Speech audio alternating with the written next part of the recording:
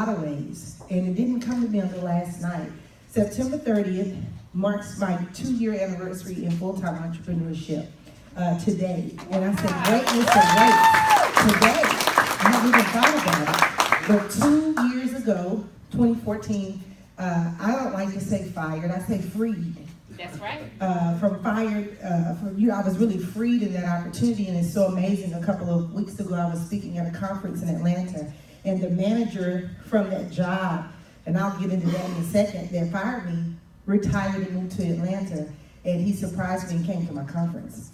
And he said, I knew that you had outgrown that job, and closing that division and really displacing you professionally was one of the hardest things that I ever had to do. And I thanked him because I said it was necessary. It was part of my process, and that position, me taking that leap, was really a bridge. And how many of you know the worst thing that you can do is to try to make something permanent that was meant to be temporary?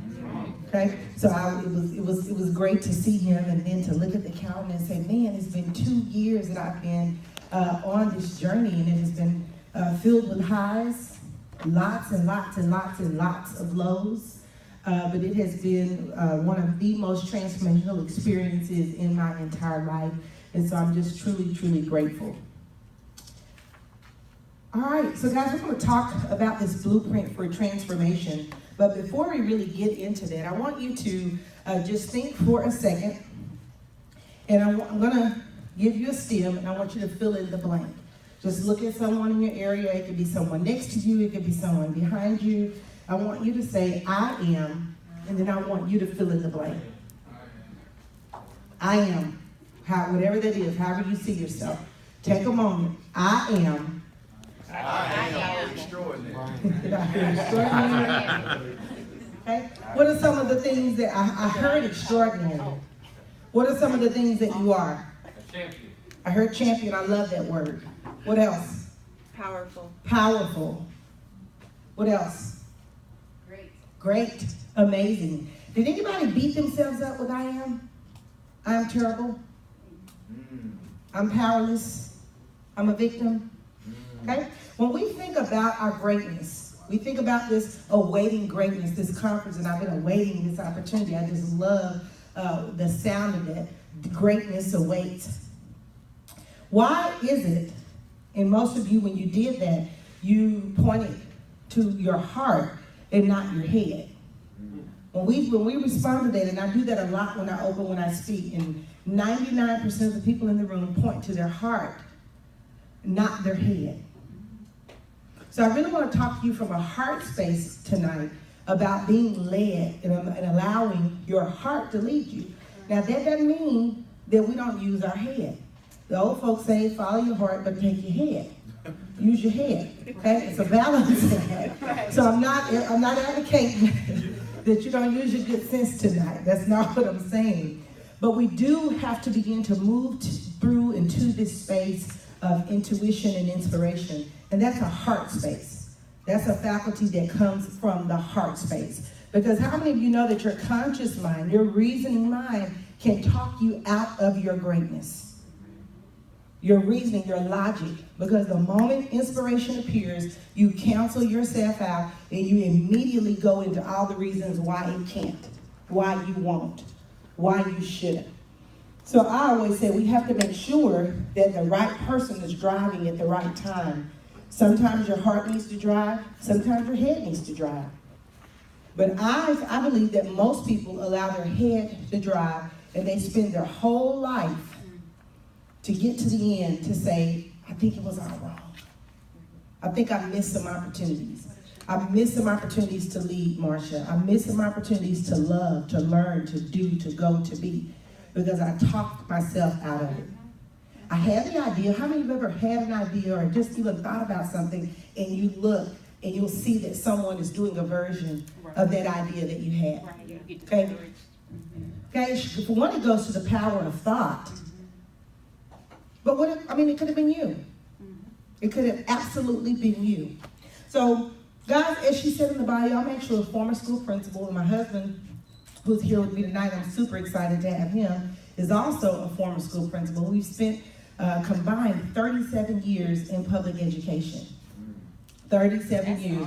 It's a lot, DeVille. That's a lot of kids. It's a lot of kids, touched a lot of lives, a lot of teachers, a lot of families, because what I know is that you can't touch children That's right. without touching the families. Yeah. I don't care if the families are dysfunctional. I don't care if they are makeshift families, if they're foster families. You do not touch children and not touch the families. So we spent a lot of time working with families, hundreds of families over the course of those years.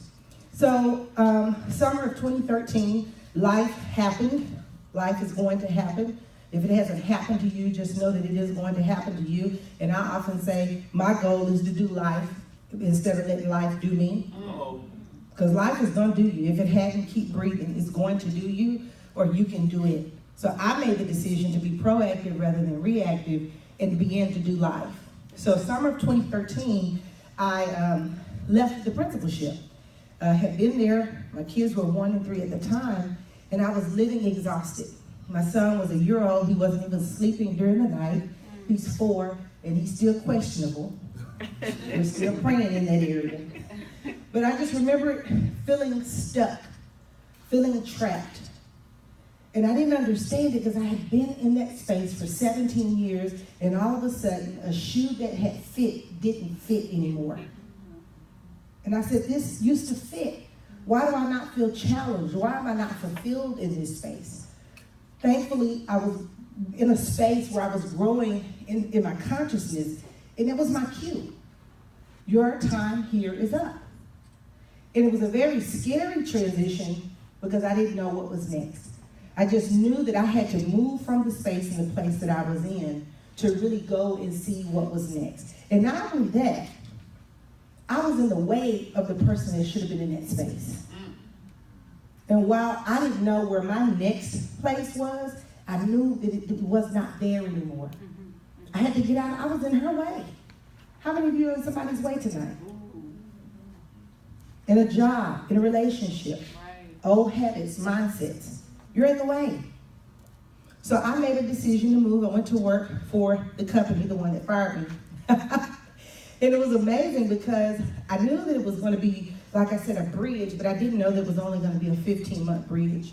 So after 15 months, my colleagues thought I was crazy. Where are you going?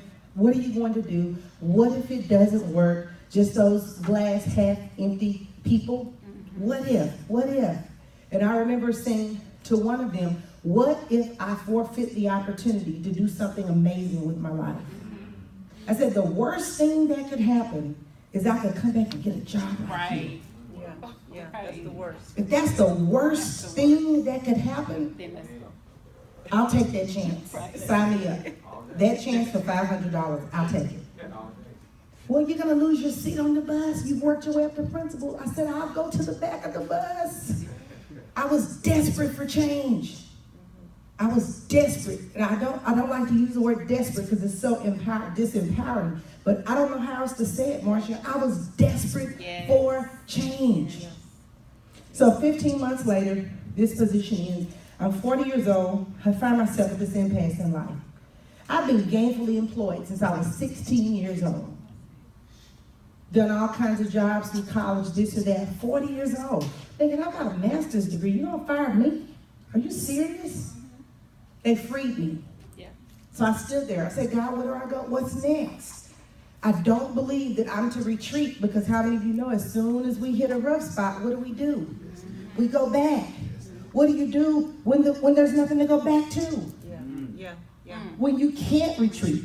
I know superintendents and people everywhere. No one called me back. No one would give me a job. So I didn't have a choice but to move forward.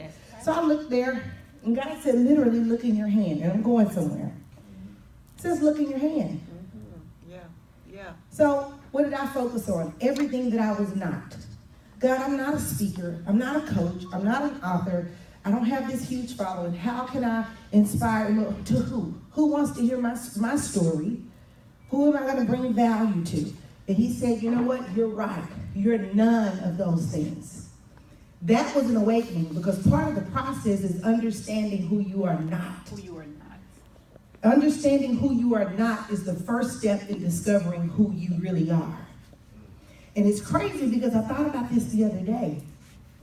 Everything that I wasn't, I now am.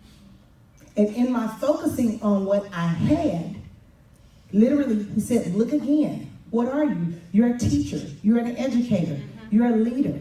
Focus on what you have, because what we focus on expands. Yeah. Focus on that you have.